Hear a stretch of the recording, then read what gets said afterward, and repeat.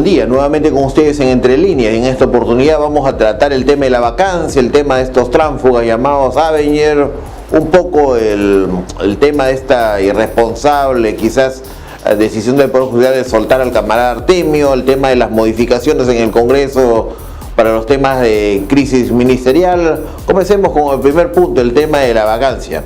Se presentó pues la nueva moción de vacancia, dándose cuenta de ello al Pleno en la última sesión y al Presidente de la República a través de una comunicación expresa que se le ha enviado a través del Presidente de la República. Esta moción tiene la firma de 4 bancadas y no de una. Son 7 bancadas, 4 de ellas, miembros de ellas han firmado esta moción. Es diferente a la anterior que se presentó el mes de diciembre del año pasado. El presidente ya habría dicho, recordemos, que no renunciaría al cargo como era un pedido que se estaba haciendo de distintas tribunas políticas.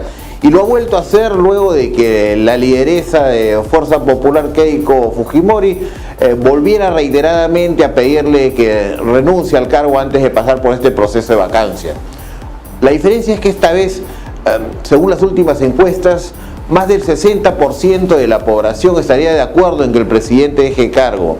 El primer vicepresidente, frente a esta eventual vacancia, está siendo presionado en estos días para que renuncie si vacan al presidente de la República.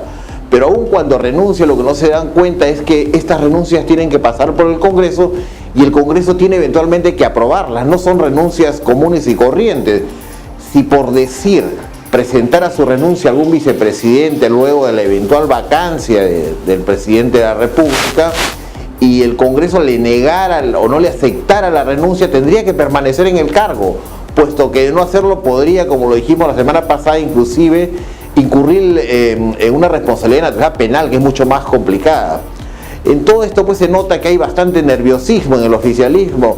El cosita Chepud, Mecha Arauz han salido de manera quizás irresponsable a decir o a tratar este tema como un golpe de Estado. La vacancia es un proceso totalmente constitucional y democrático, está configurado en nuestra Carta Constitucional. No se tiene en este tipo de procedimientos de vacancia que probar nada, porque es un proceso político, no es un proceso judicial, no hay audiencia, es totalmente distinto.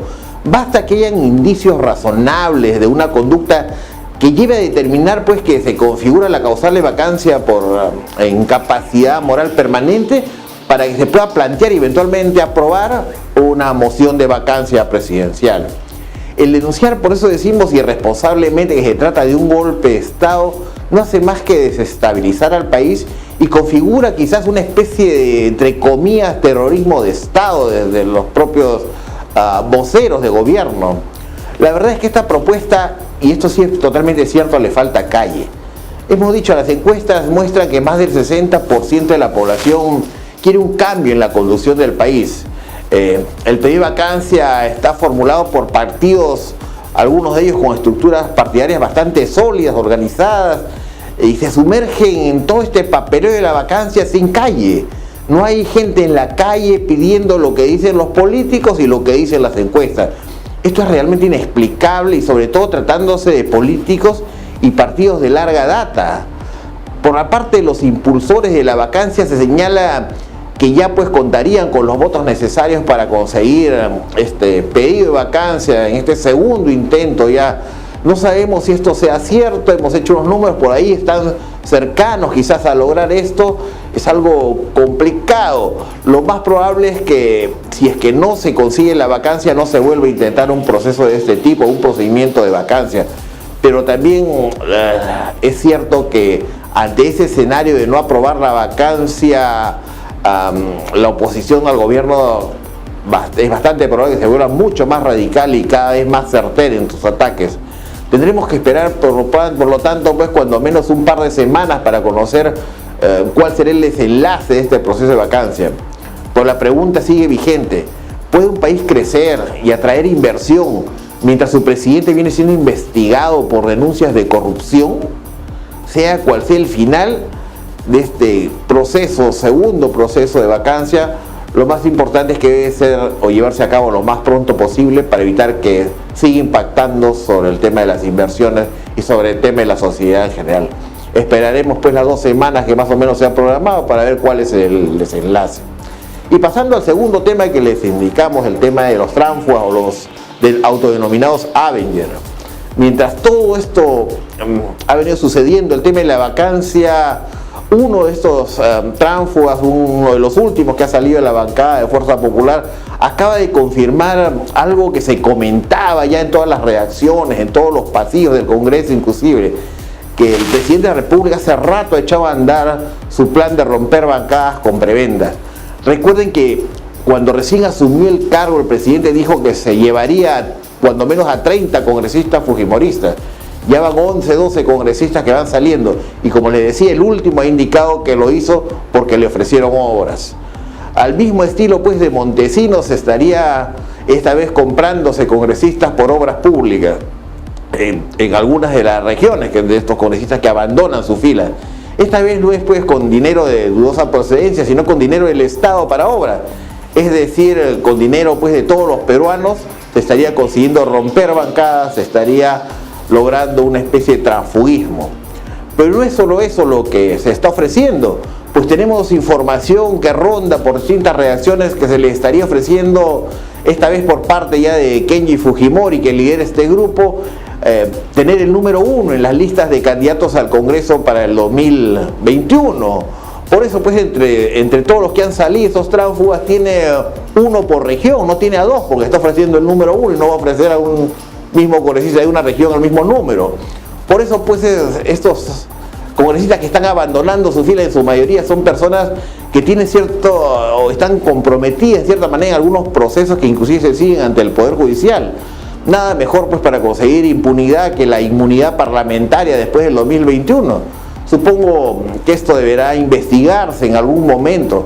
No queremos pues que se vuelva a repetir el transfugismo comprado de antaño, y si como se escucha esto ha ocurrido, que se sancione pues con la misma severidad con que se hizo en el caso de la compra de congresistas por parte de Montesinos. Vamos al tercer tema, y el tema de la confianza de gabinete, que se ha dado recientemente, es una reforma. Se aprobó una modificación del reglamento del Congreso recién, esta modificación respecto a cómo opera cuando el Congreso le niegue el voto de confianza a un gabinete y se genera lo que se denomina crisis ministerial. En estos casos, la posibilidad de cierre del Congreso por parte del presidente está prevista en la Constitución. Por ejemplo, cuando se designa un gabinete ministerial, el presidente del Consejo de Ministros, en nombre de todo su gabinete, lo que hace es pide confianza al gabinete. Si se la niega el Congreso, lo que ocurre es que se genera una crisis del gabinete ministerial y tiene que el presidente que nombrar un nuevo gabinete ministerial. Si esto vuelve a ocurrir en una segunda oportunidad, que el presidente designa un gabinete, este gabinete va al Congreso a pedir voto de confianza y nuevamente se le niega la confianza a este segundo gabinete, la Constitución prevé pues que el presidente puede disolver el Congreso. Recordamos que ya ocurrió una vez en el caso Zavala, como presidente del Consejo de Ministros. Se negó la confianza y por tanto renunció todo el gabinete. Pero ¿qué vino de inmediato? Que el presidente recompuso su gabinete y en más del 90% seguían estando los mismos ministros, solamente cambió el presidente del Consejo de Ministros básicamente. Entonces no es propiamente una crisis. Entonces lo que ha hecho el Congreso es una reforma de este reglamento, y esto ha hecho pues que salten hasta el techo Mecha Arao, Chepud y varios otros causas. Pues en sencillo, ante la vacancia planteada, Mecha Arao y Chepud salieron pues con tanta agresividad que era previsible que antes de que culminara este proceso de vacancia se pidiera un voto de confianza para obligar al Congreso a que le niegue el voto de confianza, con lo cual estaba en la situación reglamentaria de darle facultades al presidente para que pueda disolver al Congreso, es decir, causar una hecatombe política en el país.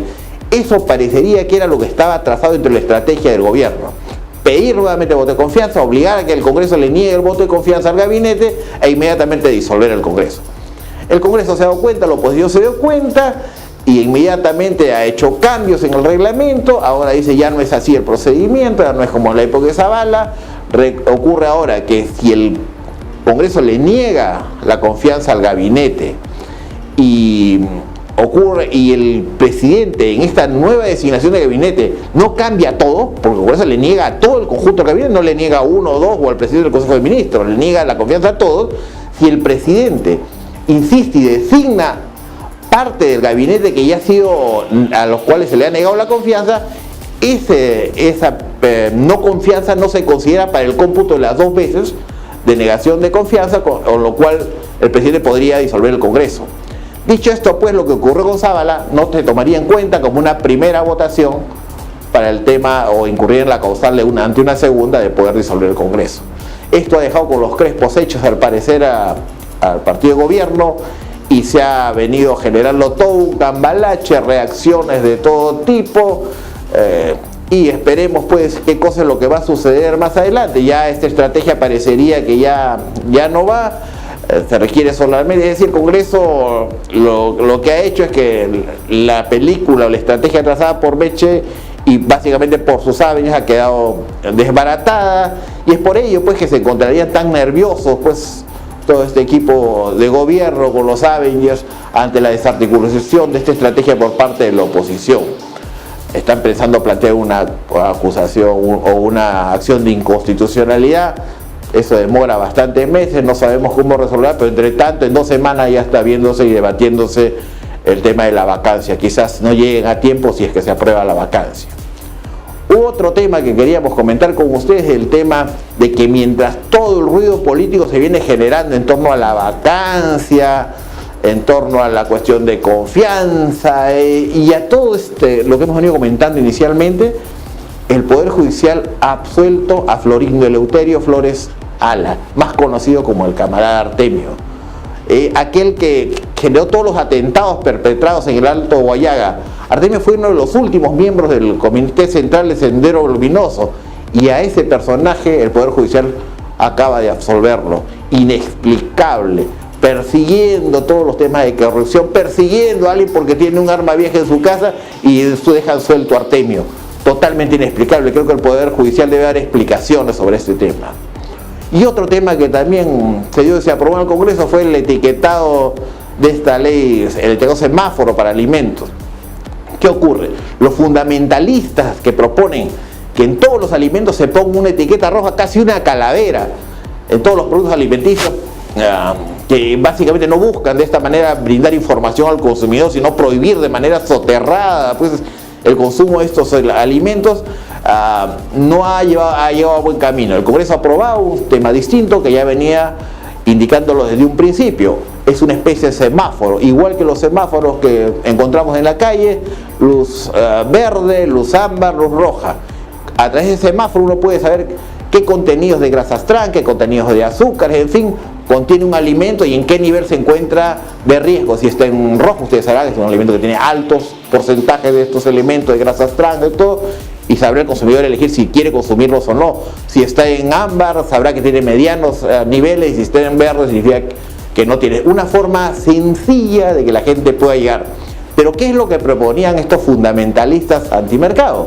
Que todas las etiquetas sean rojas, que todo sea una observación. La idea en realidad lo que querían era eliminar, sacar del mercado a todos los productos alimenticios que contuvieran azúcares, grasas trans, cualquier tipo. Y este es un fundamentalismo que va totalmente contra los principios del mercado. La idea es que se le dé información al consumidor y que el consumidor decida al final qué cosa es lo que desea o no consumir.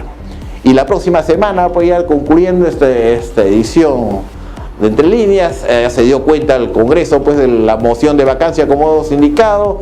La próxima semana habrá un pleno el día jueves, posiblemente se admitirá esta moción de vacancia para poder proceder a debate, y la siguiente semana ya podría estar votándose, debatiéndose y eventualmente votándose y eventualmente aprobándose esta moción de vacancia, o no alcanzando quizás los votos. No sabemos qué va a suceder. Si esto ocurre, si es que se produce la vacancia, tendría que asumir inmediatamente Vizcarra, pero todo este desenlace lo sabremos todavía en unos días. Con nosotros hasta este momento nos quedamos y seguiremos comentando la siguiente semana, como siempre con ustedes en Entre Líneas TV. Hasta la próxima. Este espacio llega gracias a Z&Z Perú Consulting. Tu empresa merece decisiones informadas.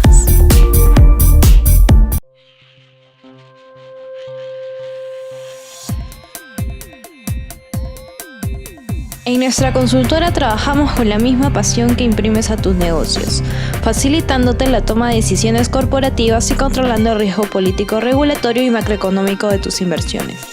Nos anticipamos a los riesgos, brindándole de manera oportuna y detallada información sensible para tu empresa. La información sensible, veraz y oportuna de los riesgos que amenazan tus inversiones llegará a tus manos. Si lo que buscas es una empresa que trabaje con la misma pasión que tú, brindándote seguridad en la toma de decisiones, comunícate con nosotros que gustosos te atenderemos. Tu empresa se merece decisiones informadas.